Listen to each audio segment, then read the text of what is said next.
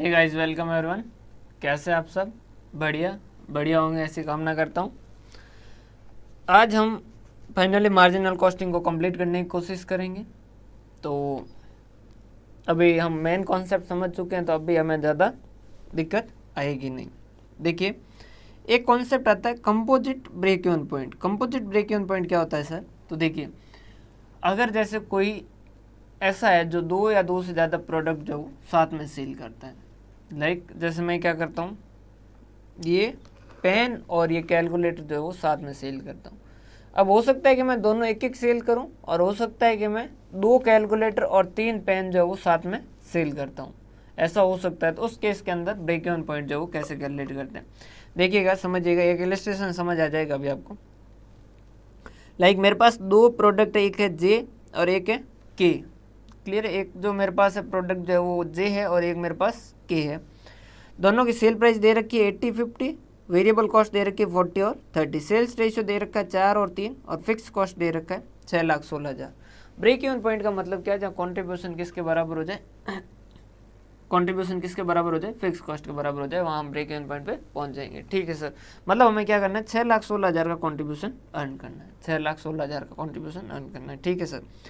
अब हमारे पास alternative one तो क्या है? देखो, सेल्स रेशियो क्या कह रहा है? वो कह रहा है कि अगर जे की हम 4 यूनिट सेल करेंगे तो के की कितनी यूनिट सेल करेंगे? 3 यूनिट सेल करेंगे।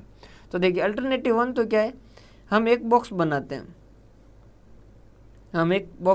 हैं, जिसके अंदर 4 जो है वो जे की यूनिट और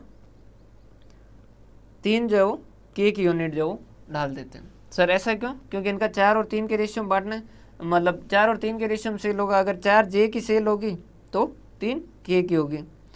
तो जे की 4 और के की 3 यूनिट जो वो इस बॉक्स के अंदर डालें। अब देखिए, जे की 1 यूनिट पे कितना कंट्रीब्यूशन मिलता है? तो सर 1 यूनिट पे कंट्रीब्यूशन मिलता है 80 में सेल करता है, 40 वेरिएबल कॉस्ट है, तो 80 माइनस 40 कॉन्ट्रीब्यूशन कितना हो गया? 40। और इसका कितना हो गया? 50 में सेल करता है के और 30 उसकी वेरिएबल कॉस्ट लगती है, तो कितना हो गया? 20। सर एकदम सही है, कोई दिक्कत वाली बात नहीं। तो देखिए, जे के 4 यूनिट से कितना कंट्रीब्यूशन मिलेगा? 1 से 40 मिलता है, तो 4 से कितना मिलेगा? 40 इंटू 4। ठीक है सर। के की 1 यूनिट से कितना मिलता है? 20, तो 3 यूनिट से कितना मिलेगा? 60। क्लियर है? तो एक बॉक्स जो है, जिस बॉक्स के अंदर 4 और 3 ये हमने से यूनिटें डाली है, उससे कितना मिलेगा? 4 इंटू 4, 40 इंटू 4 कितना हो गया? 160 प्लस 20 इंटू 3 60, तो कितना? 220 रुपये। एक बॉक्स हमें कितना देगा? 220 रुपये। 220 रुपये का क्या देगा? कंट्रीब्यूशन देगा। हाँ सर, एकदम सही है, 220 रुपये का कंट्रीब्यूशन पर बॉक्स। एक बॉक्स हमें 220 का देगा। तो हाउ मच बॉक्स, कितने बॉक्स सेल करने होंगे? सर हमें कंट्रीब्यूशन अर्न करना है कितना? 6,16,000। तो 6,16,000 के लिए हमें क्या करना होगा? एक बॉक्स से 220 है, तो 6,16,000 के लिए कितना होगा? 6,16,000 डिवाइड बाय 220। हमें 2800 बॉक्सेज जो है वो सेल करने होंगे। 2800 बॉक्सेज जो है वो सेल करने होंगे। मतलब जे की कितनी यूनिट और के की कितनी यूनिट? तो देखिए, एक बॉक्स में जे की कितनी? 4 यूनिट मल्टीप्लाई बाय 4, तो ये हो गया 2800 गुणा 4, 11,200 यूनिट्स। और के की कितनी होगी? 2800 गुणा 3, तो ये कितना हो गया? 2800 मल्टीप्लाई बाय 3, ये होगा 8400 यूनिट्स। तो ब्रेक इवन पॉइंट तक पहुंचने के लिए जे की हमें कितनी यूनिट सेल करनी होगी? 11,200 यूनिट। और के की कितनी यूनिट सेल करनी होगी? 8400 यूनिट सेल करनी होगी। ये हो गया कंपोजिट ब्रेक इवन का पॉइंट। ये एक तरीका हुआ। अगर आप इस पर विश्वास नहीं कर रहे हैं तो उस केस के अंदर आप इक्वेशन बना दीजिएगा, sales less variable cost contribution less fix cost profit जो मिल आएगा। आपको क्या करना है? 11,200 यूनिट्स जे की, तो 11,200 इंटू 80, और बी की जो है 8400, तो 8400 इंटू 50, इन दोनों का टोटल करोगे, टोटल सेल्स वैल्यू आ जाएगी। फिर 11,200 इंटू 40, ये हो जाएगी इसकी वेरिएबल कॉस्ट, और 8400 इंटू 30, ये हो जाएगी के की वेरिएबल, और इन दोनों का टोटल करोगे तो वेरिएबल आ जाएगा। सेल्स माइनस वेरिएबल करोगे तो कॉन्ट्रीब्यूशन जो आएगा 6,16,000। और क्योंकि कंट्रीब्यूशन और फिक्स कॉस्ट बराबर होगा तो वहाँ पर आपका क्या हो जाएगा, ब्रेक इवन पॉइंट हो जाएगा। सेकंड क्या है आपके पास, आप क्या करें, कंबाइंड पीवी रेशियो कैलकुलेट करें। सर कंबाइंड पीवी रेशियो कैसे, देखिए ये हो गया जे और ये हो गया के,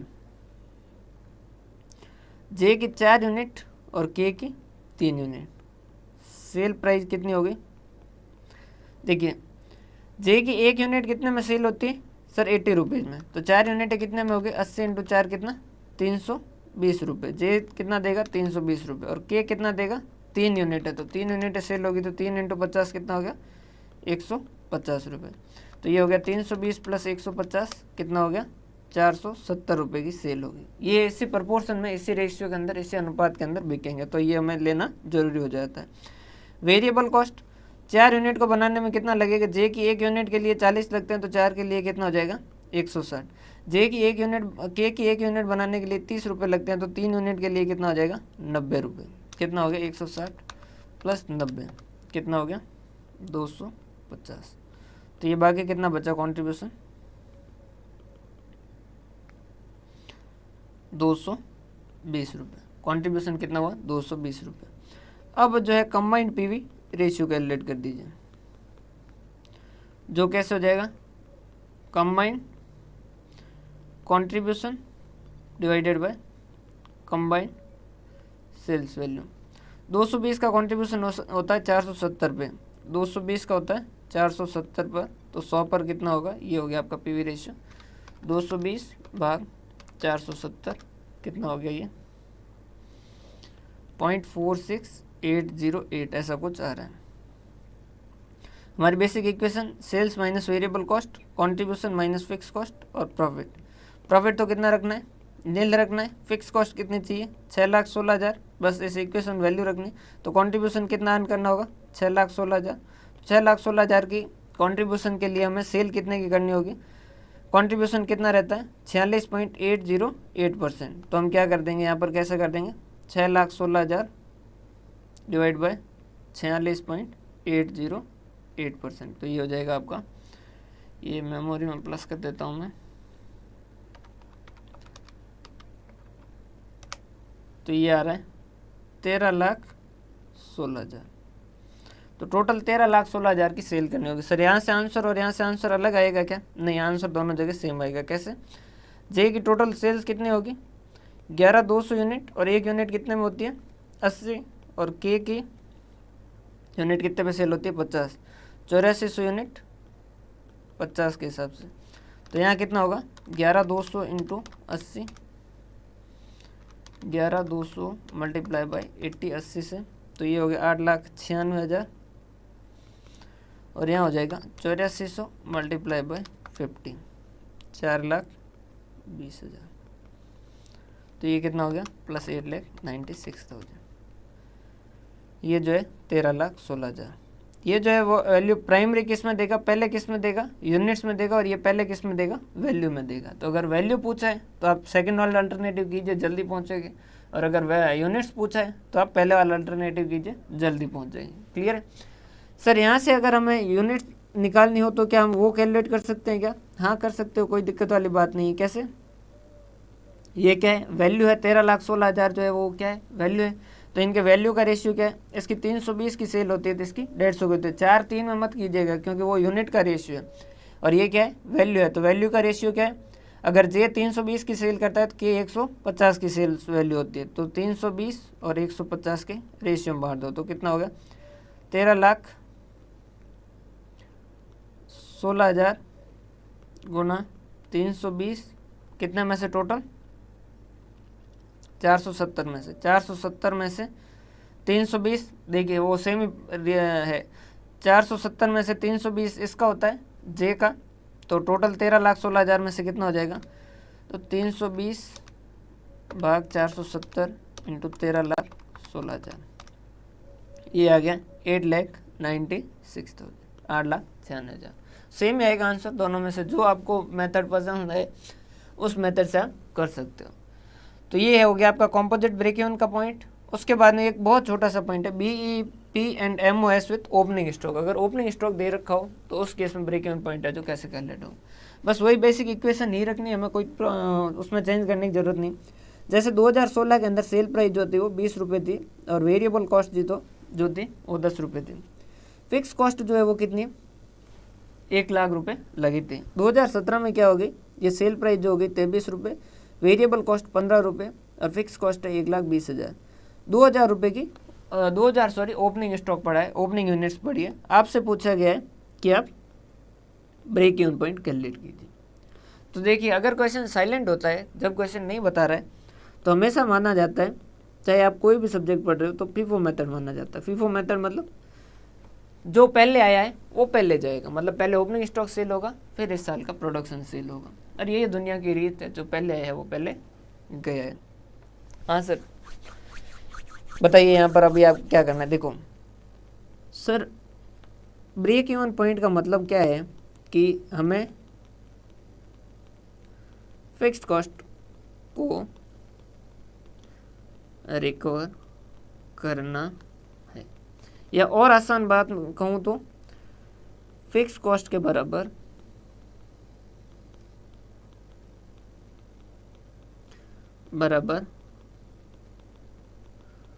कंट्रीब्यूशन कमाना है। हाँ सर, एकदम सही बात है, यही बात है। तो देखो, अब हमें क्या करना है सर, हमें कैलकुलेट करना है ब्रेक इवन पॉइंट। लेकिन यहाँ पर समस्या क्या है कि ये जो 2000 ओपनिंग स्टॉक है, इनके तो पिछले साल के हिसाब से बनी है, ये तो बन चुकी है। तो वेरिएबल कॉस्ट अलग, सेल प्राइस अलग, इस साल वेरिएबल कॉस्ट सेल प्राइस अलग, फिक्स कॉस्ट अलग।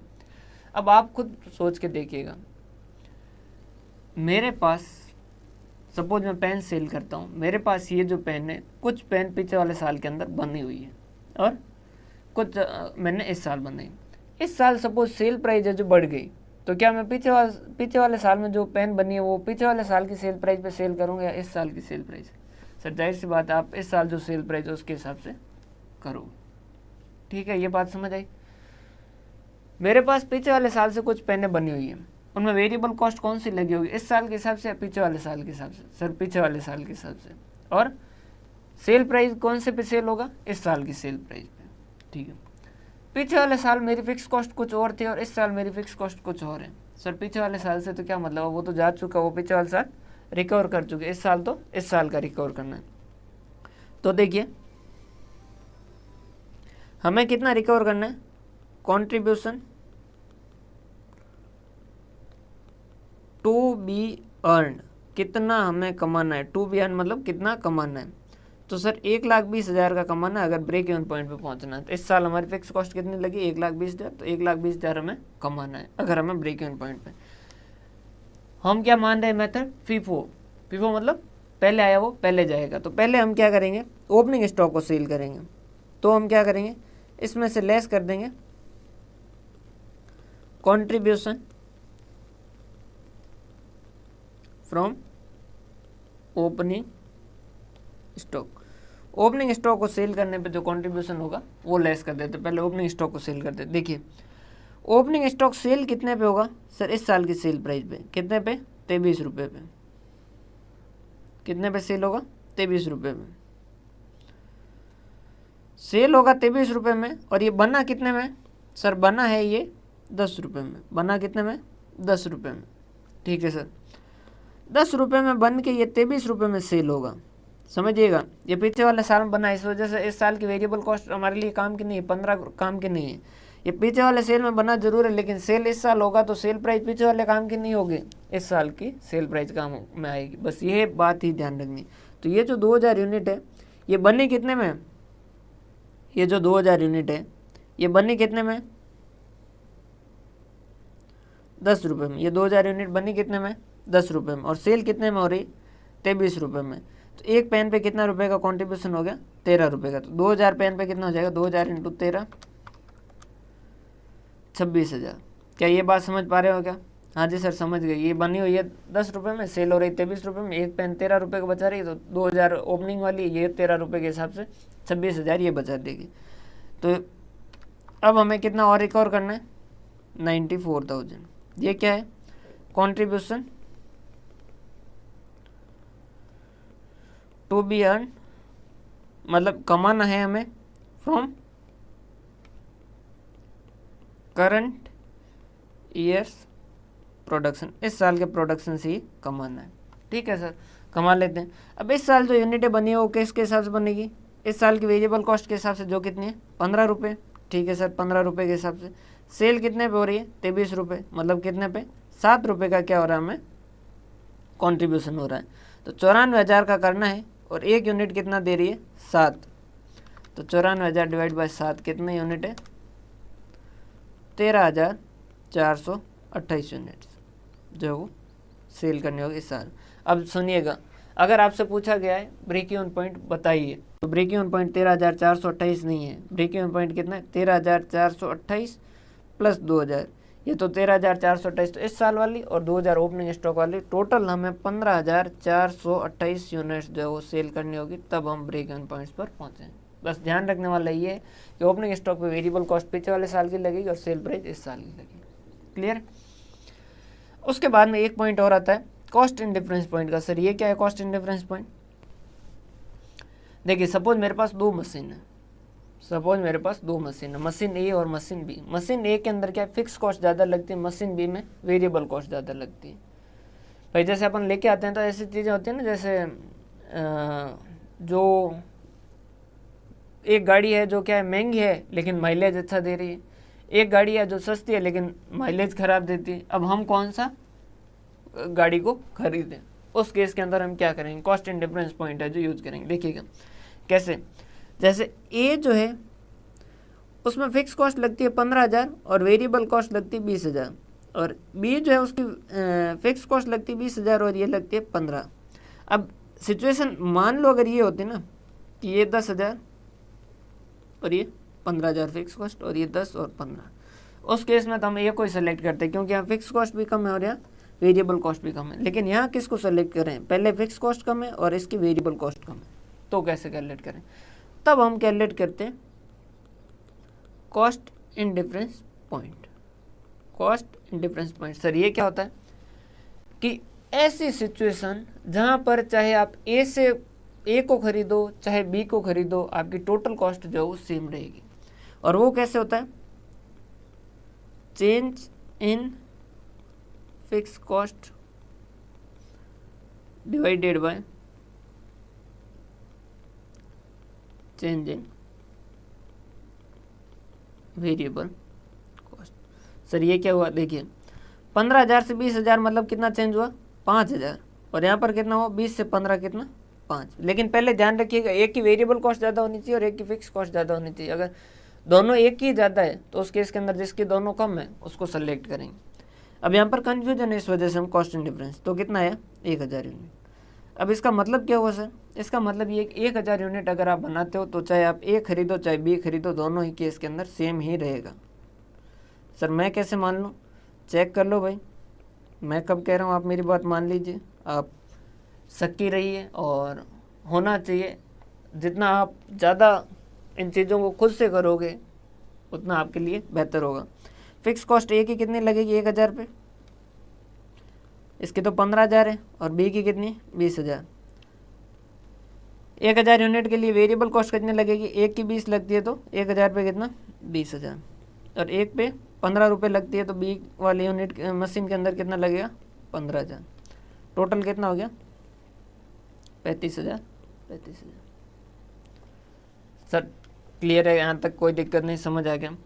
सर अब अगर डिसीजन लेना हो कि ये तो 1,000 यूनिट हो गई, ये तो 1,000 यूनिट हो गई, 1,000 यूनिट्स पर तो चाहे आप ए लो चाहे बी लो कोई फ़र्क नहीं पड़ता है, दोनों सेम है। सर अगर इससे कम है तो उस केस में क्या, और उससे ज़्यादा है तो क्या, इससे कम है तो उसे चुनो। भाई इस पर हिंदी में मेरी मात्रा थोड़ी इधर उधर हो तो माफ़ कर दीजिएगा। उसे चुनो जो नहीं, उसे चुनो जिसकी फिक्स्ड कॉस्ट कम है, और यहाँ पर ज़्यादा उसे चुनो शायद छोटी मात्रा होती है, पर जिसकी मेरे हिसाब से मैंने सारी मात्रा गलत लगाई। वेरिएबल कॉस्ट पर यूनिट कम हो, मतलब सर अगर आप 900 यूनिट बनाने वाले हो तो 900 के अंदर फिक्स कॉस्ट किसकी कम है? एक की, तो एक को तय कर लो, ये वाली मशीन को खरीद के लिया। अगर आपका प्रोडक्शन 1100 1200 ऐसा होने वाला, 1000 से ज़्यादा, तो उससे चुनो जिसे वेरिएबल कॉस्ट जो है कम रहने वाली। सर आपको मेरी बात का अगर भरोसा नहीं हो तो आप चेक कर लीजिएगा, यही होगा यहाँ पर, ये फायदेमंद रहेगी। ये हो गया कॉस्ट एंड डिफरेंस पॉइंट। कभी अगर हम खरीदने गए और वहाँ पर आगे वाले ने 3 ऑप्शन बता दिए कि ये 3 मशीनें ए, बी और सी, और तीनों में से एक को तय करना है, तो उस केस के अंदर क्या होगा? तो पहले ए और बी का कॉस्ट एंड डिफरेंस पॉइंट करेंगे, बी और सी का करेंगे, और फिर ए और सी का करेंगे। और ये जैसे कैलकुलेट किया था इनका 1000, 1714 और 1417 है। कैसे कैलकुलेट करोगे? ऊपर वाला same formula, change in fix cost divided by change in variable cost, उसके हिसाब से करो सर। लेकिन अब यहाँ से किसको तय करें? एक लाइन खींचे और जो जो आए हैं break even cost and difference point उनको लिख दीजिए। पहला आया 1000 पे, फिर उसके बाद में आया 1417 पे, ये हो गया 1417, और उसके बाद में आया 1714 पे। सर इससे क्या होगा? अब देखिए ए और बी में आया कितने पे? 1000 पे, तो 1000 से कम किसको लेंगे? ए और बी में देखो तो फिक्स कॉस्ट जिसकी कम है, तो यहाँ पर किसको लेंगे? ए को, और उसके बाद में किसको लेंगे? बी को।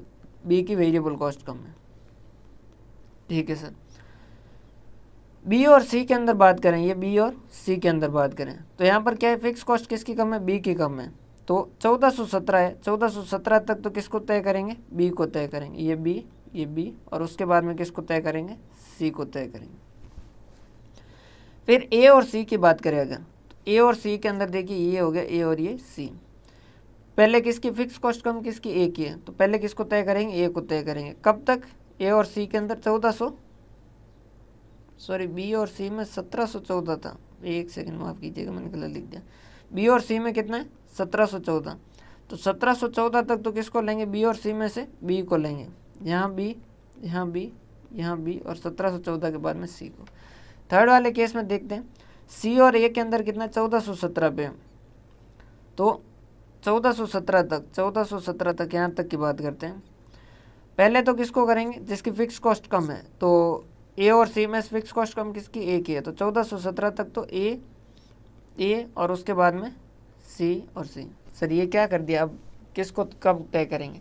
जो जो दो है ना उनको तय कर लो। ये ए 2 है, यहाँ पर बी 2 है, तो ये बी को तय कर लो। यहाँ बी 2 है तो बी को तय कर लो। यहाँ सी 2 है तो ये सी को तय कर लो। सर इससे क्या हुआ? अब ये आपका फाइनल आउटकम। फाइनल आउटकम कैसा?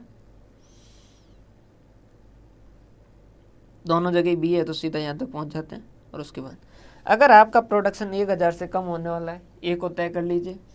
अगर आपका 1000 से लेकर 1714 तक है, बी को तय कर लीजिए। 1714 से ज़्यादा है, सी को तय कर लीजिए। Clear sir? समझ आ गया? कोई प्रॉब्लम नहीं, यहाँ तक हम समझ चुके हैं।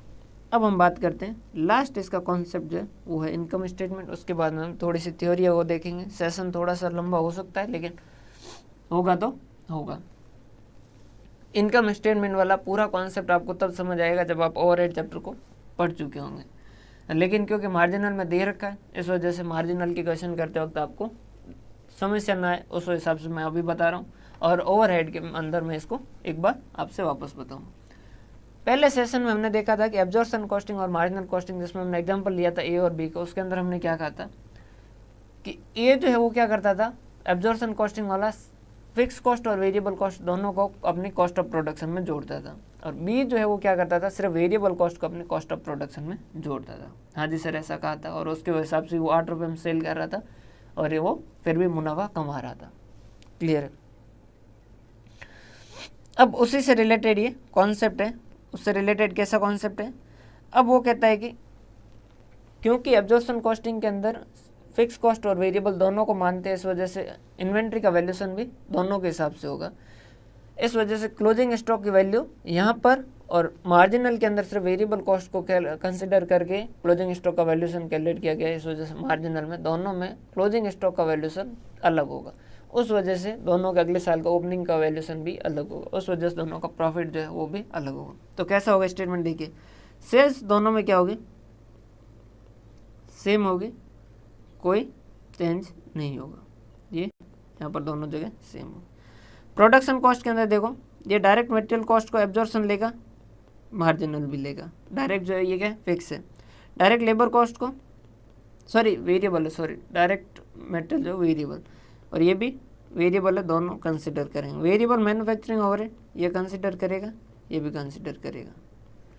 फिक्स्ड मैन्युफैक्चरिंग ओवरहेड ये कंसिडर करेगा, बट ये कंसिडर नहीं करेगा, इसको कंसिडर नहीं करेगा। इस वजह से इसकी जो टोटल होगी कॉस्ट ऑफ प्रोडक्शन की, और इसकी जो टोटल होगी कॉस्ट ऑफ प्रोडक्शन की, वो चेंज होगी। अब कॉस्ट ऑफ प्रोडक्शन ये जो है ये इसके हिसाब से opening stock of finished goods और closing stock of finished goods calculate करेगा। वो किसके हिसाब से करेगा, ये जो है ये इसके हिसाब से करेगा, और ये जो है ये अपनी जो है वो इसके हिसाब से करेगा।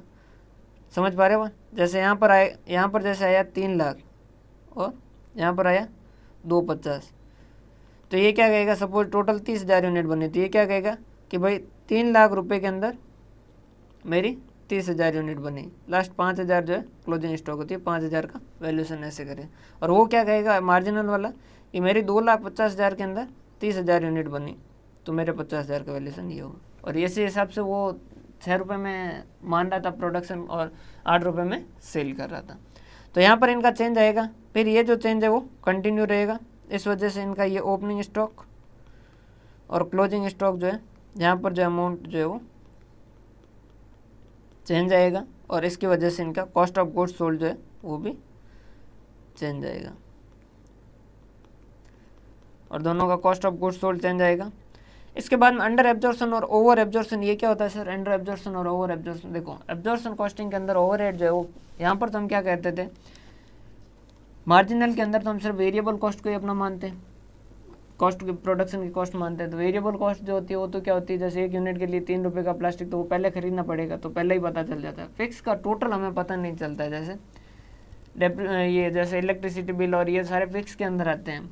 पूरी तरीके से फिक्स नहीं है, लेकिन मार्जिनल की एक एजम्पशन है कि ये पूरी तरीके से फिक्स है। अब उनका हो सकता है अमाउंट जब वो थोड़ा ऊपर चला जाए, थोड़ा नीचे चला जाए, तो अब ऐसा तो नहीं पूरे साल भर हम यूनिट सेल ही नहीं करें कि सर हमें लास्ट तक पता चलेगा कि हमारी कितनी कॉस्ट आएगी, उसके हिसाब से हम सेल प्राइस डिसाइड करके सेल करें। तो वो क्या करते, बजटेड अमाउंट लेते हैं, एक स्टैंडर्ड अमाउंट लेते हैं कि भाई फिक्स कॉस्ट हमारी इतनी आएगी, 5 रुपये आएगी। वो कैसे कैलकुलेट करते हैं, वो ओवरहेड चैप्टर के अंदर देखेंगे। और लास्ट के अंदर एक्चुअल डाटा जो है हो सकता है कि वो बराबर आ जाए, हो सकता है थोड़ा ज़्यादा हो जाए, हो सकता है जो कम हो जाए। अब एक्चुअल में खर्चा जो है वो जैसे हुआ 5 लाख, और आपने लिखा है अपने बुक के अंदर 4.5 लाख, तो ये क्या हुआ, अंडर एब्जॉर्प्शन, आपने कम लिखा है। और वहीं पर अगर 5 लाख और आपने लिख दिया 5.5 लाख, तो उसे क्या कहते हैं, ओवर एब्जॉर्प्शन। ओवरहेड चैप्टर के अंदर बहुत अच्छे से समझेंगे इसको। तो ये एब्जॉर्प्शन कॉस्टिंग का कॉन्सेप्ट है, इसमें ऐसा कुछ होता नहीं है, क्योंकि यहाँ पर तो सिर्फ वेरिएबल को ही कंसिडर करते हैं। ये पूरी तरीके से कॉन्सेप्ट तभी समझ आएगा जब आपको आप ओवरहेड चैप्टर को समझेंगे, लेकिन क्वेश्चन में आपको दिक्कत नहीं आएगी, क्वेश्चन आप आसानी से कर लोगे। ये वेरिएबल को कंसिडर करेगा, ये फिक्स को कंसिडर करेगा, ये फिक्स को नहीं करेगा। ये वेरिएबल सेलिंग ओवरहेड को ये कंसिडर करेगा, वेरिएबल को ये भी कर लेगा, इसको भी कोई प्रॉब्लम नहीं। फिक्स को ये करेगा, ये फिक्स इसके ससुर जी लगते हैं, ये इसको देखेगा भी नहीं। ये हो गया, फिर इनका इस तरीके से चेंज होगा। अब देखिए इसको जो मिलेगा वो क्या मिलेगा यहाँ पर, क्योंकि ये तो फिक्स और वेरिएबल दोनों लेस कर चुका है, इस वजह से इसको प्रॉफिट मिलेगा। ये सिर्फ वेरिएबल लेस किया तो इसको क्या मिलेगा, कॉन्ट्रीब्यूशन मिलेगा। अब फिक्स इसने तो पहले ही लेस कर चुके हैं, तो अब ये फिक्स जो है ये लेस नहीं करेगा। Manufacturing, administration, selling and distribution वगैरह कुछ भी अब करने की जरूरत नहीं, क्योंकि इसको प्रॉफिट मिल चुका। और ये जो है सारा फिक्स वाला अमाउंट है जो अभी लेस करेगा, और इसको यहाँ पर प्रॉफिट मिलेगा। तो ये इनका इस तरीके से स्टेटमेंट जो होता है, और इन दोनों का प्रॉफिट जो वो अलग होता है। समझ आ रही बात? अलग होने का कारण क्या है, क्योंकि कॉस्ट ऑफ प्रोडक्शन के अंदर मार्जिनल जो है वो सिर्फ वेरिएबल को कंसिडर करता है, और एब्जॉर्प्शन वेरिएबल और फिक्स्ड दोनों को कंसिडर करता है। सर ठीक है। अब लास्ट जो है थ्योरी पार्ट बचा है। अब आपको ज़्यादा टाइम लगेगा नहीं, क्योंकि प्रैक्टिकल सारा देख चुके, तो थ्योरी में कुछ देखने की ज़रूरत नहीं। पहला जो है वो लिखा है कि मार्जिनल कॉस्टिंग जो है वो एक टेक्निक है, नॉट ए मेथड। सर ये क्या बात हुई, क्या कहना चाहता है? देखिए, टेक्निक क्या होता है और मेथड क्या होता है? मेथड जो होता है वो स्पेसिफिक सिचुएशन के अंदर लगते हैं। जैसे प्रोसेस कॉस्टिंग है तो जहाँ काम प्रोसेस होता है वहाँ लगेगा। कॉन्ट्रैक्ट कॉस्टिंग तो जहाँ काम कॉन्ट्रैक्ट के रूप में होता है वहाँ पर लगेगा। जॉब कॉस्टिंग वहाँ लगेगा जहाँ काम जॉब के रूप में होता है, कस्टमर की स्पेसिफिकेशन पे होता है। क्लियर है?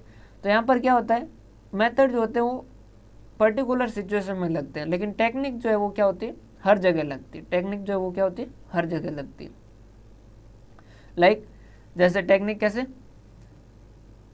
आप चाहो तो कॉन्ट्रैक्ट के अंदर भी मार्जिनल लगा सकते हो, आप चाहो तो कॉन्ट्रैक्ट के अंदर एब्जॉर्प्शन भी लगा सकते हो, आप चाहो तो प्रोसेस के अंदर मार्जिनल लगा सकते हो, आप चाहो तो प्रोसेस वाली जगह एब्जॉर्प्शन भी लगा सकते हो। कॉस्ट कैलकुलेट करने के लिए आप चाहे जॉब के अंदर प्रोसेस लगा सकते हो, चाहे आप मार्जिनल लगा सकते हो। समझ आ रही बात? तो ये जो है ये क्या होता है, एक टेक्निक है, ये कहीं पे भी लगाई जा सकती है। क्लियर है? जैसे फॉर एग्जांपल यूँ समझ लीजिए, भगवान, अल्लाह और जीसस, ये क्या है, मेथड है। अगर हिंदू है तो उनके लिए भगवान है, मुसलमान है तो उनके लिए अल्लाह है, और अगर ईसाई है तो उनके लिए जीसस है। लेकिन विश्वास जो है वो क्या है, वो टेक्निक है, हर किसी का लिए लगेगा। जो भी है वो अल्टीमेटली हम क्या कर रहे हैं, उस डिवाइन के अंदर भरोसा कर रहे हैं। तो ये विश्वास जो है वो चाहे हिंदू है उसके लिए भी है, मुसलमान के लिए भी है, और क्रिश्चियन के लिए भी है। समझ आ रही बात? तो ये इस तरीके से, तो ये भी एक टेक्निक है, ये कहीं पे भी लगाई जा सकती है, मार्जिनल भी लगाई जा सकती है, एब्जॉर्प्शन में लगाई जा सकती है, मेथड नहीं है। डायरेक्ट कॉस्ट क्या होता है? डायरेक्ट कॉस्ट और मार्जिनल कॉस्टिंग लगभग सेम ही होता है, इनके अंदर कोई ज़्यादा चेंज नहीं। मार्जिनल कॉस्ट जो पर्टिकुलर ऐसा डेफिनेशन लिखी जाती है, मार्जिनल कॉस्ट जो एक्स्ट्रा एक यूनिट बनाने पे जो कॉस्ट लगती है उसे मार्जिनल कॉस्ट कहते हैं। और डायरेक्ट कॉस्ट जो है वो भी एक तरीके से वेरिएबल है, उसके अंदर कोई चेंज नहीं है। डायरेक्ट जो है वो क्या कहते हैं कि जो डायरेक्टली प्रोडक्ट पे लगती है उसको हम क्या कहते हैं, डायरेक्ट कॉस्ट कहते हैं। क्लियर है? जैसे मैं डायरेक्ट मटेरियल, डायरेक्ट लेबर और डायरेक्ट ओवरहेड, तो ये क्या होगी, डायरेक्ट कॉस्ट हो गई। वैसे वही वेरिएबल होने वाली है। क्लियर है? डिफरेंशियल कॉस्ट और इंक्रीमेंटल कॉस्ट क्या होती है? देखिए, डिफरेंशियल जो है वो कितना भी हो सकता है, 5,000 पे कितनी लग रही है और 6,000 पे कितनी लग रही है, इन दोनों कॉस्ट के अंदर जो डिफरेंस आएगा उसे हम क्या कहेंगे, डिफरेंशियल कॉस्ट कहेंगे। इंक्रीमेंटल क्या होगा, अब डिफरेंशियल जो है 5,000 और 6,000 पे भी हो सकता है, और 5,000 और 4,000 पे भी हो सकता है। और इंक्रीमेंटल क्या है कि अगर हम वॉल्यूम को बढ़ा रहे हैं उस केस के अंदर कॉस्ट कितनी बढ़ रही है, 5,000 से सपोज 5,500 कर रहे हैं तो हमारी कॉस्ट में कितना इंक्रीज आ रहा है, इसको इस तरीके से पढ़ते हैं तो वो क्या कहलाता है, इंक्रीमेंटल कॉस्ट। समझ आ रही बात? समझिएगा, मैं 5,000 बना रहा हूँ तो मेरे 50,000 लगते हैं, मैं 60,000 बनाता हूँ तो मेरे 55,000 लगते हैं। तो ये जो स्टडी है ये क्या है, इंक्रीमेंटल है, और ये डिफरेंशियल भी है। मैं 5,000 लगाता हूँ तो मेरे 50,000 लगते हैं, और मैं 4,000 बनाता हूँ तो मेरे 35,000 लगते हैं। तो ये क्या है, डिफरेंशियल है लेकिन इंक्रीमेंटल नहीं है। इंक्रीमेंटल सिर्फ ऊपर वाला देखते हैं, और डिफरेंशियल के अंदर कहीं पे भी देख सकते हैं, ऊपर या नीचे की साइड में। कैश ब्रेक इवन पॉइंट क्या होता है? नॉर्मली ब्रेक इवन पॉइंट का मतलब क्या होता है, जहाँ पर कंट्रीब्यूशन और फिक्स कॉस्ट बराबर हो जाए। तो हम नॉर्मली ऐसा करते हैं, contribution divided bye PV ratio, sorry contribution नहीं, फिक्स कॉस्ट, क्योंकि कंट्रीब्यूशन और फिक्स कॉस्ट यहाँ पर सेम होता है, तो हम क्या कहते हैं, fix cost divided by PV ratio करते हैं, तो हमें क्या मिल जाता है, ब्रेक इवन पॉइंट मिल जाता है। कैश ब्रेक इवन पॉइंट के लिए हम क्या करेंगे, सिर्फ कैश फिक्स कॉस्ट को कंसिडर करेंगे। सर कैश फिक्स कॉस्ट मतलब क्या हटा देंगे, डेप्रिसिएशन को हटा देंगे बेचारे को, सिर्फ कैश फिक्स कॉस्ट को ही कंसिडर करके अगर हम ब्रेक इवन पॉइंट कैलकुलेट करते हैं तो उसे हम क्या कहते हैं, कैश फिक्स कॉस्ट को कंसिडर करके ब्रेक इवन पॉइंट कैलकुलेट किया जाता है, उससे हम क्या कहते हैं, कैश ब्रेक इवन पॉइंट कहते हैं। नॉर्मली ब्रेक इवन पॉइंट का वेरिएबल फॉर्मूला होता है fix cost divided by PV ratio, यहाँ पर हम क्या कर देंगे, cash fix cost divided by PV ratio. Limiting factor और की फैक्टर क्या होता है,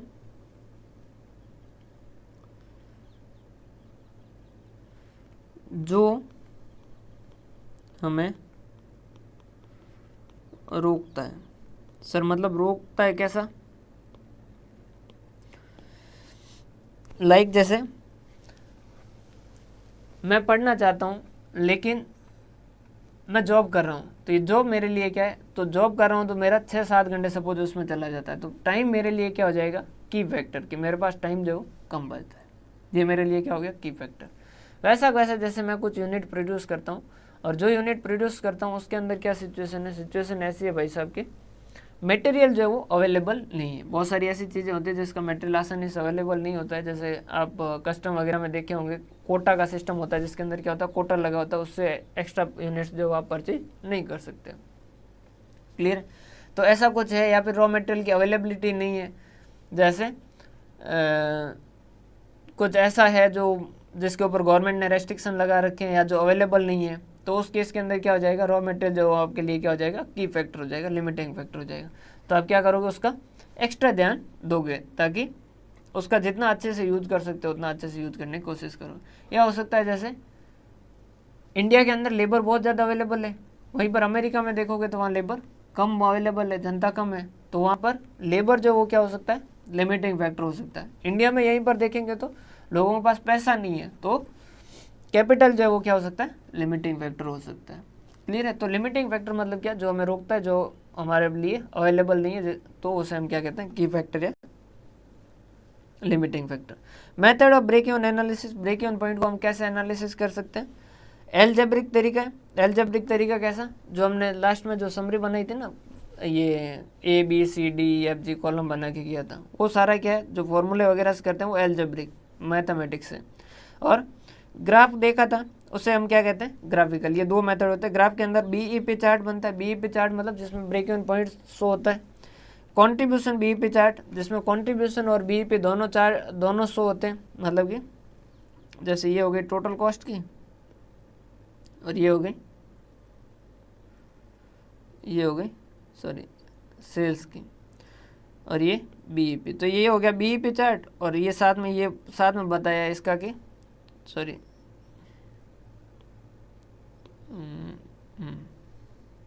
अगर ये साथ में बताया है, ये कौन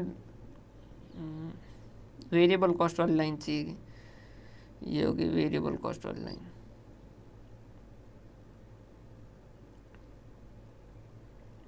साथ में ये भी बताया है कि ये जो है वो कंट्रीब्यूशन है, तो वो क्या हो जाएगा, ब्रेक इवन पॉइंट और कंट्रीब्यूशन का चार्ट हो जाएगा। पीवी चार्ट जो पीवी रेशियो को पीवी बताता है, मतलब कंट्रीब्यूशन बताता है, पीवी रेशियो को शो करता है वो।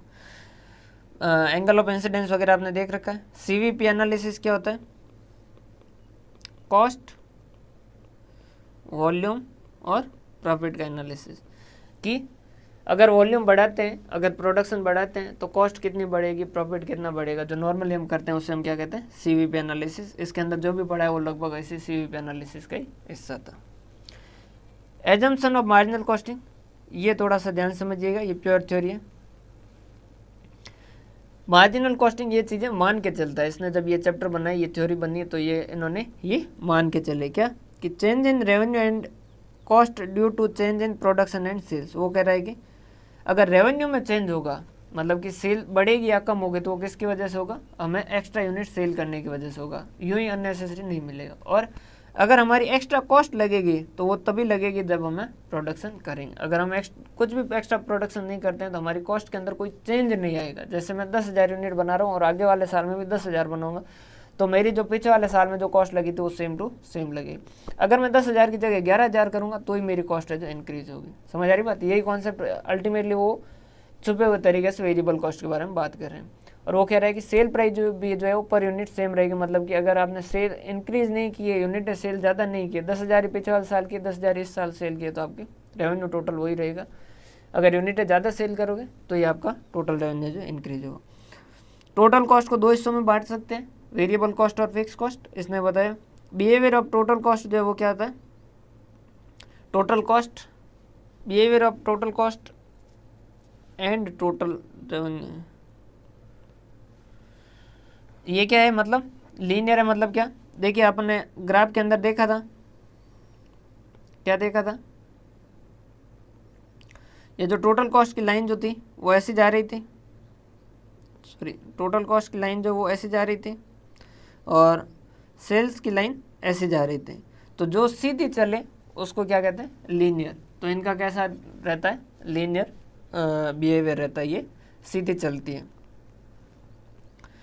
Variable cost of sale price जो है वो हमेशा पर यूनिट होगी, जो पता होगी, और जो कांस्टेंट होगी, वो चेंज नहीं होगी। ये मैंने शुरुआत में ही कहा था, सेल प्राइस पर यूनिट के अंदर कांस्टेंट और नॉन होगी, और वेरिएबल कॉस्ट कांस्टेंट और नॉन होगी, फिक्स कॉस्ट टोटल के अंदर कांस्टेंट और नॉन होगी। फिक्स कॉस्ट टोटल के अंदर नॉन एंड कांस्टेंट होगी। टाइम वैल्यू ऑफ मनी जो है वो यहाँ नहीं लगेगा। Sir time value of money क्या होता है? वैसे तो ये एफएम का हिस्सा है, वहाँ पर हम इसको पहले ही जो टॉपिक हम देखेंगे वो टाइम वैल्यू ऑफ मनी देखेंगे।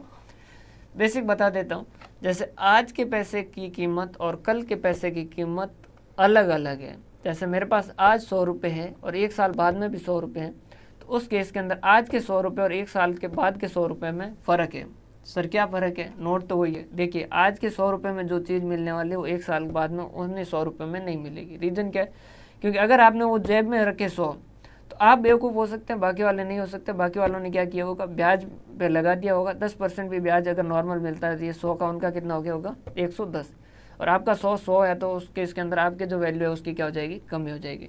तो 1 साल बाद की 110 और आज के 100 रुपये जो सेम होंगे। या फिर मैं आपको सीधा कहूँ कि आपको 100 रुपये आज दूँ या 1 साल बाद दूँ, क्या चलेगा? क्या आप कहोगे नहीं आज ही दो। रीज़न क्या है? आज लेके आप क्या करोगे? जमा करवाओगे तो आपके 110 हो जाएंगे। तो आज के 100 रुपये और 1 साल बाद के 110 रुपये जो बराबर है। ये वाला कॉन्सेप्ट जो है टाइम वैल्यू ऑफ मनी इन्होंने कंसिडर नहीं किया मार्जिनल कॉस्टिंग ने। और उन्होंने कहा या तो हम सिंगल प्रोडक्ट सेल करते हैं या प्रोपोर्शनेटली सेल करते हैं। तो आपने पूरे चैप्टर के अंदर देखा होगा ब्रेक इवन पॉइंट्स जब भी हम कैलकुलेट कर रहे थे, या तो एक ही तरीके के यूनिट सेल कर रहे थे, या फिर हमने एक जगह पढ़ा कंपोजिट ब्रेक इवन पॉइंट, जहाँ पर हमने पर्टिकुलर लिखा था कि रेशियो इनका 4 और 3 का, जे और के वाले हैं। तो उन्होंने कहा या तो हम एक ही प्रोडक्ट सेल करते हैं या 2 प्रोडक्ट सेल करते हैं, लेकिन 2 प्रोडक्ट अगर सेल करते हैं तो उस केस के अंदर हम प्रोपोर्शनेटली करते हैं, मतलब फिक्स रेशियो के हिसाब से ही करते हैं। ऐसा नहीं कि हमारी इच्छा अनुसार कर दें। इसके बाद में ये लास्ट थोड़ी सी थ्योरी बची है। हिस्टोरिकल कॉस्ट क्या होती है?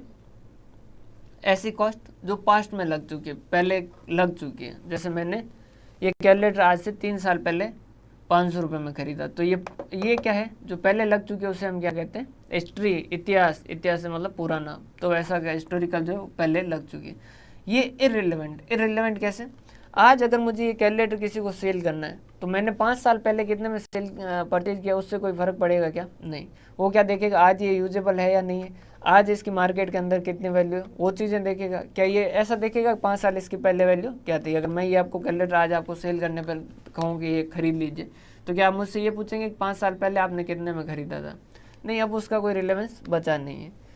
आप क्या कहेंगे कि हाँ अभी ये मार्केट के अंदर कितने मिलता है? सपोज 300 रुपये मार्केट के अंदर मिलता है, और आप कहोगे कि हाँ यार 3-4 साल यूज हो रखा है, तो आप 300 नहीं, मैं 200 दूंगा। तो हिस्टोरिकल कॉस्ट जो है वो डिसीजन के लिए इररिलेवेंट होती है। संक कॉस्ट, ये भी क्या होती है? पास्ट कॉस्ट होती है। ये भी पुरानी कॉस्ट होती है। पुरानी कॉस्ट जो है वो लगी हुई होती है और इररिलेवेंट होती है। रिलेवेंट कॉस्ट हम उसे ही मानते हैं जो फ्यूचर के अंदर लगने वाली है, जो प्रेजेंट के अंदर लगने वाली है, जो हमारे डिसीजन की वजह से चेंज होने वाली। क्या हिस्टोरिकल कॉस्ट चेंज होने वाली मेरे डिसीजन की वजह से? नहीं चेंज होने वाली। मैंने 5 साल पहले 500 रुपये दे दिए तो दे दिए, अब वो बात खत्म हो गई। अब मैं कुछ भी डिसीजन लूँ, इसको सेल करने का डिसीजन लूँ कैलकुलेटर को, चाहे इसे यूज करने का डिसीजन लूँ, इससे उन 500 रुपये पे कोई फ़र्क नहीं पड़ेगा। उनकी जगह मुझे उस वापस सेलर को जाके 100 रुपये देने नहीं, उससे 100 रुपये लेने नहीं। तो संक कॉस्ट क्या है? संक कॉस्ट और हिस्टोरिकल कॉस्ट एक जैसी है, दोनों ही पास्ट के अंदर लगी होती है, दोनों ही इररिलेवेंट होती है। कमिटेड कॉस्ट क्या होती है?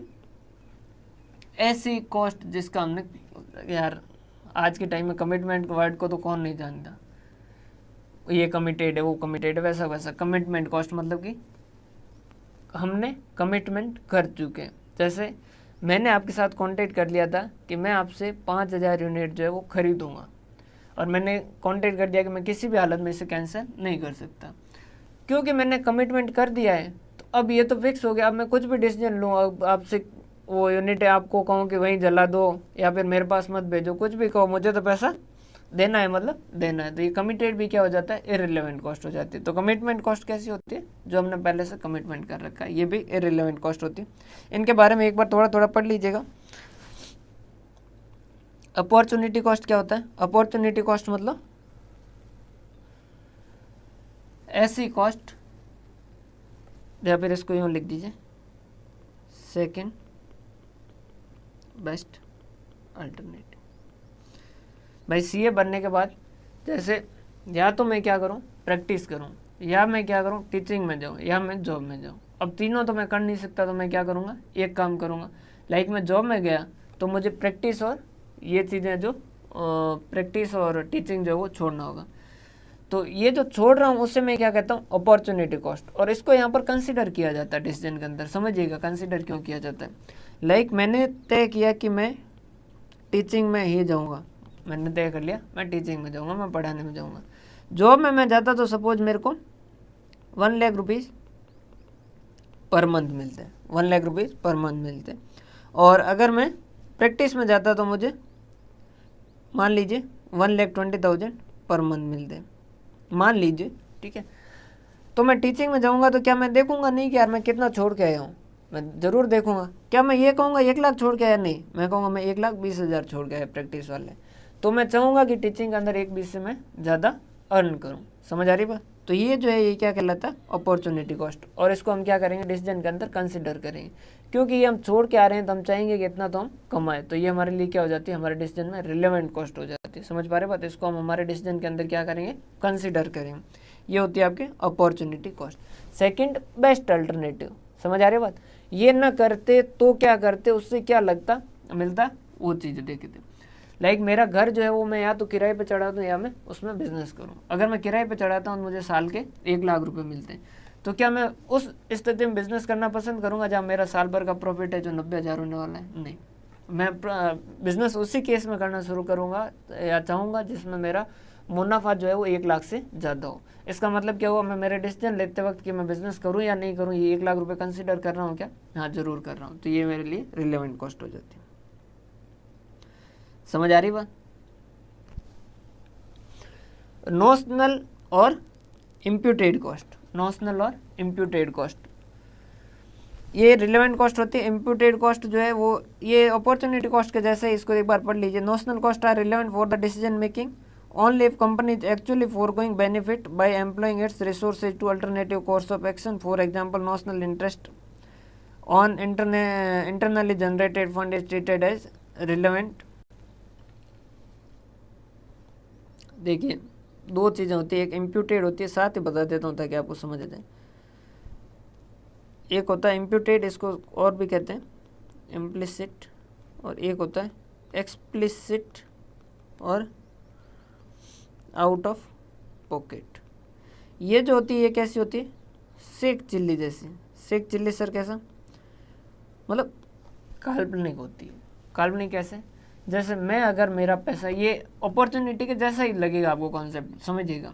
या एक्चुअल में नहीं हो रहा, जैसे मेरे पास पैसा था, मैं बिजनेस में लगाऊं या मैं उसे बैंक में जमा कराऊं। अगर बैंक में जमा करवाता हूँ सपोज 10% मुझे ब्याज मिल रहा है। अब अगर वो मैं पैसा बिजनेस में लगाऊंगा तो मैं क्या चाहूँगा, 10% से ज़्यादा तो कमाई हो। तो ये एक तरीके से अपॉर्चुनिटी कॉस्ट है। ये एक्चुअल में पैसा जा नहीं रहा है या पैसा आ नहीं रहा है, ना जेब में पैसा आ रहा है ना जेब से पैसा जा रहा है, हम इसे मानते हैं। तो इसे क्या कहते हैं, नोशनल। नोशनल मतलब माना गया, और इसे इम्प्लिसिट भी कहा जाता है, मतलब कि एक्चुअल में यहाँ पैसा नहीं जाएगा। यहीं पर एक्सप्लिसिट कॉस्ट कौन सा होगा, आउट ऑफ पॉकेट कॉस्ट कौन सा होगा, जिसमें एक्चुअल में जेब से पैसा जा रहा है, उसे हम आउट ऑफ पॉकेट कॉस्ट या एक्सप्लिसिट कॉस्ट कहते हैं। जैसे कि मटेरियल खरीदा तो वो आउट ऑफ पॉकेट कॉस्ट होगा, एक्सप्लिसिट कॉस्ट होगा, उसके अंदर एक्चुअल में पेमेंट होगा। और उसके बाद में shut down cost. Shut down cost का मतलब क्या है, ये नहीं है कि बिजनेस बंद करने के लिए कॉस्ट कितना होगा, ये क्या है, बिजनेस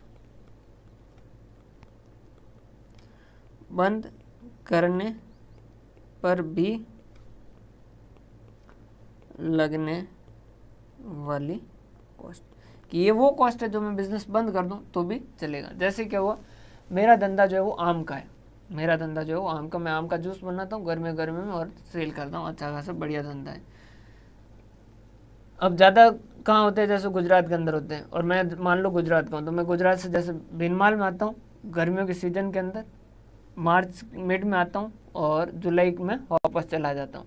अब मार्च से लेके जुलाई तक मैं यहाँ चलाता हूँ बिज़नेस, और बाद में जुलाई से लेके अगले मार्च तक मेरा बिज़नेस यहाँ बंद रहता है। लेकिन मुझे क्या करके रखना होगा, मेरी जो है कुछ क्वालिटी है, मैं कुछ बढ़िया आम जूस बनाता हूँ, बढ़िया आम जूस बनाता हूँ, और मेरे को मेरे नाम से जानते हैं कि पंकज भाई से ही पियेंगे, बाकी आम जूस दूसरी दुकान से नहीं लेंगे। तो अब मैंने सपोज इस साल एक जगह दुकान रखी और दूसरी साल दूसरी जगह रखी है, तो मेरे कस्टमर जो है वो क्या टूटेंगे क्या? सर ज़रूर टूटेंगे, क्योंकि जैसा आदमी की वैल्यू गुडविल होती है वैसा जगह की भी गुडविल होती है, और आदमी एक जगह से लिंक होते हैं।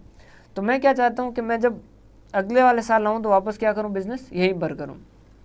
तो मैं 3 महीने धंधा चला रहा हूँ, लेकिन मैं किराया कितने महीने का दे रहा हूँ, 12 महीने का। तो ये जो बाकी के 9 महीने का किराया दे रहा हूँ ना, वो क्या है, शट डाउन कॉस्ट। मतलब मेरा बिजनेस बंद है लेकिन फिर भी ये कॉस्ट जो है वो लग रही है। तो शट डाउन कॉस्ट क्या है, ऐसी कॉस्ट जो बिजनेस के बंद होते हुए भी आपको इनकर करनी पड़ रही है, वो क्या कहलाती है, शट डाउन कॉस्ट कहलाती है। ठीक है, क्या ये रिलेवेंट है क्या? हाँ जी, ये रिलेवेंट है, जाहिर सी बात है, मैं इसको कंसिडर करूंगा। 9 महीने का ब्याज भी मैं वसूल करने की कोशिश करूंगा क्या, सॉरी 9 महीने का रेंट में वसूल करने की कोशिश करूंगा क्या 3 महीने के अंदर? हाँ, 3 महीने में वो भी कंसिडर करूंगा। तो ये रिलेवेंट कॉस्ट है। समझ आ रही बात? तो बहुत आराम से, बहुत ध्यान से समझिएगा। आप खुद डिसीजन ले रहे हैं तो उस केस के अंदर क्या इसे आप कंसिडर करते या नहीं करते, उसके हिसाब से ये रिलेवेंट कॉस्ट और इररिलेवेंट कॉस्ट। ये एक बढ़िया इलिस्ट्रेशन है, जिसे आप करेंगे तो आपको काफ़ी अच्छा होगा, समझ आएगा। थोड़ा सा टाइम ज़्यादा हुआ लेकिन 2-3 मिनट लगेंगे। ये अच्छा इलिस्ट्रेशन है, इस वजह से मैंने उठाया ताकि आपकी अंडरस्टैंडिंग बढ़े। By nothing PV will increase, PV will decrease और PV will not change as the case में B. State how the following independent situation will affect the PV ratio. वो कह रहा है ये वाली सिचुएशन में इंडिपेंडेंट मानिएगा। मतलब ऐसा नहीं है कि पहला जब पढ़ रहे हैं तो सिर्फ पहले को पढ़िए, दूसरा जब पढ़ रहे हो सिर्फ दूसरे को पढ़िए, तीसरे को पढ़िए। तो तीसरे के वक्त पहले को कंसिडर करने की जरूरत नहीं, सारी इंडिपेंडेंट सिचुएशन है। और आपको क्या बताना है कि साहब पीवी रेशियो इंक्रीज होगा, पीवी रेशियो डिक्रीज होगा या पीवी रेशियो चेंज नहीं होगा। पहला उन्होंने क्या कहा, an increase in physical sales volume. अगर सेल्स वॉल्यूम बढ़ा दें, मतलब पहले 5000 यूनिट सेल कर रहे थे, अब 10,000 यूनिट सेल करें, क्या आपका पीवी रेशियो चेंज होगा क्या? सर नहीं होगा। क्यों? पीवी रेशियो तभी चेंज होगा जब या तो वेरिएबल कॉस्ट पर यूनिट में चेंज आए या सेल प्राइस पर यूनिट के अंदर चेंज आए। बाकी किसी में चेंज आए कोई फर्क नहीं पड़ेगा। क्यों? Contribution divided by sales into 100 है। अब एक में सपोज सेल प्राइस 10 है और वेरिएबल कॉस्ट है तो ये 4 है, तो 4 डिवाइडेड बाय 10 है, मल्टीप्लाई बाय 100 है। अब अगर 100 यूनिट बनाओगे तो 100 का कॉन्ट्रीब्यूशन ये हो जाएगा, ये 100 का सेल प्राइस हो जाएगा। 1000 के टाइम में 1000 का हो जाएगा। तो क्या फ़र्क पड़ेगा क्या? नहीं, कोई फ़र्क नहीं पड़ेगी, आपस में कट जाएंगे। And increase in fix cost, fix cost में इंक्रीज हुआ है, क्या पीवी रेशियो में चेंज आएगा क्या? नहीं, पीवी रेशियो में चेंज आने का कोई सवाल ही नहीं बनता, क्योंकि कंट्रीब्यूशन और सेल्स तक हमारा पीवी रेशियो कैलकुलेट हो जाए, फिक्स कॉस्ट तो उसके बाद में लेस होगी। A decrease in variable cost per unit, अगर वेरिएबल कॉस्ट पर यूनिट कम होगी, 5-6 की जगह ये 5 हो जाए, याद करने की जरूरत नहीं है, जहाँ ऐसी ज़रूरत पड़े वहाँ ऐसा छोटा सा इलस्ट्रेशन बना दी। ये 5 हो जाएगा तो आपका कॉन्ट्रीब्यूशन कितना हो जाएगा? 4 की जगह 5 हो जाएगा। कॉन्ट्रीब्यूशन 5 हो जाएगा। जब कॉन्ट्रीब्यूशन बढ़ेगा तो उस केस के अंदर क्या होगा? पीवी रेशियो भी बढ़ेगा। हाँ सर, सही बात है। ए डिक्रीज इन कॉन्ट्रीब्यूशन मार्जिन, अगर कॉन्ट्रीब्यूशन कम हो रहा है, तो पीवी रेशियो भी क्या हो जाएगा? कम हो जाएगा। And increase in selling price per unit, sale price बढ़ेगी। सपोज ये 10, 6 और 4 था, अब ये सेल प्राइस 11 हो गई और वेरिएबल कॉस्ट 6 रही, तो ये क्या हो जाएगा? 5 हो जाएगा कंट्रीब्यूशन। तो कंट्रीब्यूशन बढ़ रहा है, 11 बढ़ रहा है, तो उस केस के अंदर सेल प्राइस जो है, सॉरी पीवी रेशियो जो चेंज होगा और इंक्रीज होगा। चाहो तो आप देख लीजिएगा, 4 डिवाइडेड बाय 10 40 होता है और 5 डिवाइडेड बाय 11 के हिसाब से करोगे तो यहाँ 45% होता है। क्लियर है? तो यहाँ इंक्रीज हो रहा है। Decrease in fix cost, fix cost में चेंज होने से पीवी रेशियो में कोई चेंज नहीं होगा। 10% increase in both sales value and variable cost per unit, ये समझने लायक है। दोनों में अगर 10% सेम हो रहा है, दोनों अगर प्रोपोर्शनेटली चेंज होते हैं तो उस केस के अंदर पीवी रेशियो पे कोई इफेक्ट नहीं आएगा, क्योंकि जैसा हम यूनिट के अंदर देख रहे थे वैसा वैसा। लाइक नहीं मानते हो तो आप समझ लीजिएगा, एग्जाम्पल ले लीजिए, ये 100 सेल प्राइस, ये वेरिएबल कॉस्ट 60 और कॉन्ट्रीब्यूशन 40, पीवी रेशियो 40/100 इंटू 100, अभी है 40%। फिर ये 10% से दोनों इंक्रीज हो गए, सेल प्राइस भी और वेरिएबल कॉस्ट भी, तो ये हो गया 110, 6 का जगह हो गया ये 66 और ये हो गया 44। 44/110 करोगे तो भी आपका कितना आएगा? 40% आएगा। 10% increase in sale price per unit and 10% decrease in physical sales volume, तो फिजिकल सेल्स वॉल्यूम का तो आपके कोई इफेक्ट आएगा क्या? नहीं, कोई भी इफेक्ट आएगा ही नहीं, ये तो सिर्फ कंफ्यूज करने के लिए दिया है। क्लियर है? तो ये तो आपको कंफ्यूज करने के लिए दिया है। अगर सेल प्राइस बढ़ेगी पीवी रेशियो इंक्रीज होगा। 50% increase in variable cost per unit and 50% decrease in fix cost, fix cost का तो कोई फर्क पड़ेगा नहीं, लेकिन वेरिएबल कॉस्ट अगर बढ़ेगी तो पीवी रेशियो क्या हो जाएगा? कम हो जाएगा, क्योंकि वेरिएबल कॉस्ट बढ़ेगी मतलब कॉन्ट्रीब्यूशन कम हो जाएगा। Increase in angle of incidence, angle of incidence कौन सा था? ये टोटल कॉस्ट और सेल्स वाला जहाँ मिलता है, यहाँ पर जो एंगल बनता है, ये एंगल जितना बढ़ेगा उतना पीवी रेशियो जो बढ़ेगा, जो हमने पहले ही डिस्कस किया था। तो तो इसके साथ आपका मार्जिनल कॉस्टिंग जो है वो कंप्लीट होता है। बहुत बहुत धन्यवाद। कैसा लगा आपको पूरा कंटेंट, समझ आया या नहीं आया? अपने साथियों के साथ ज़रूर से साझा कीजिएगा। और अगर आपको क्लासेज पसंद आ रही है तो अच्छा कमेंट कीजिए। अगर नहीं आ रहा है तो कहाँ दिक्कत आ रही है वो अपना जो भी रिव्यू है वो ज़रूर शेयर करें। बहुत बहुत धन्यवाद, आपने इतनी देर मुझे सुना उसके लिए। मिलते हैं हम हमारे अगले सेशन के अंदर। बहुत बहुत धन्यवाद।